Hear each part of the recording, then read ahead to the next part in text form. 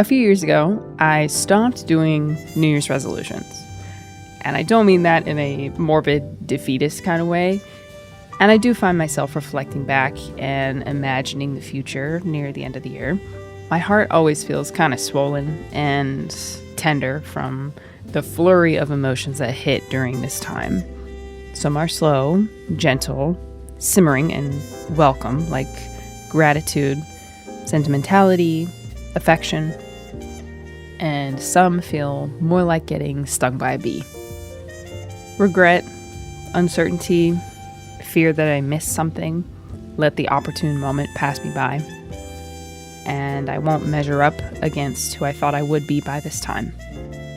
Wondering if I'll keep repeating the same mistakes, if I'll slip backward, if my parents will look much older this time next year. Outside of performance reviews and taxes, the end of the year and the start of a new one is arbitrary. At least it is in terms of self-improvement. It has meaning because we assign meaning to it. The new year feels like a fresh start, or at least a chance at one.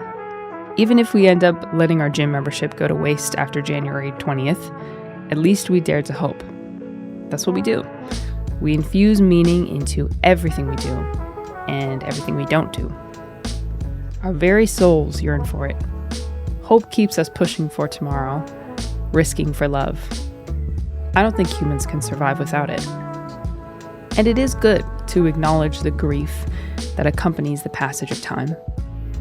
It reminds us of what's important, the ephemeral blessings we ignore while we busy our hands with toil. Speaking of which, I have a tendency to measure my value by what I produce. A clean house, a good outfit, a viral video, a big paycheck, and that translates to my New Year's resolutions most years. A certain number of books, work out 3 times a week, complete whatever craft project I'm into at the time. When I was a kid, write my pen pal once a month, reach the next career milestone. Everything was rigid and quantifiable, ambitious, and easily broken. This, combined with my all-or-nothing mentality, was a recipe for disappointment. And instead of inspiring myself to become closer to who I dream of being, I further fed my self-imposed feelings of inadequacy. The thing is, even if I were to triumph over one of these goals, I don't know if I would have felt accomplished, because I was supposed to do it. I was just meeting my own minimum requirement of contribution to the world, or becoming a person more deserving to be here. Hearing it out loud sounds ridiculous. It goes against my own worldview, and it's the exact opposite of what I would tell others if they were in my position.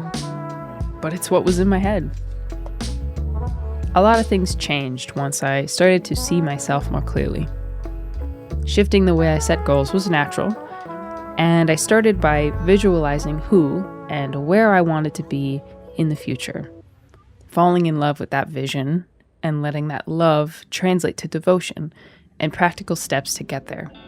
I think dedication in practice is born from heart devotion, and consistency feeds that devotion in turn. That might sound contradictory, but it's kind of like a chicken or the egg situation. It's a cycle, and you need both. I looked back on my New Year's resolutions for 2023, and I was very pleased with what I found. Stop over-promising my time, under-promise and over-deliver. Draw for joy instead of obligation. Prioritize my health over success and productivity. Rotate reading into my idle activities. Shoot higher in my work. Take risks. Purchase thoughtfully and donate and purge freely. Make effort to make new friends and cherish my relationships. None of my goals could be quantified. And now, at the dawn of 2026, I can confidently say that I have improved in all of these areas. Some took more time than others, and I don't feel shame about that. And that is a huge change for the better. Like I said, the new year is arbitrary. This New York trip is actually a great example of my 7th goal, cherishing my friendships. John Bellion was performing 2 nights in New York in August, and 2 of our friends desperately wanted to go.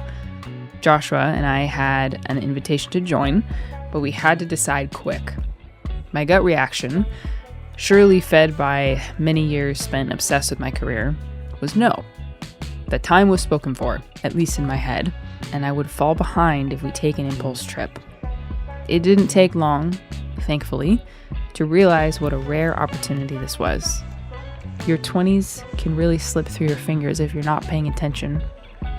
People move away, make big decisions like marriage and having kids.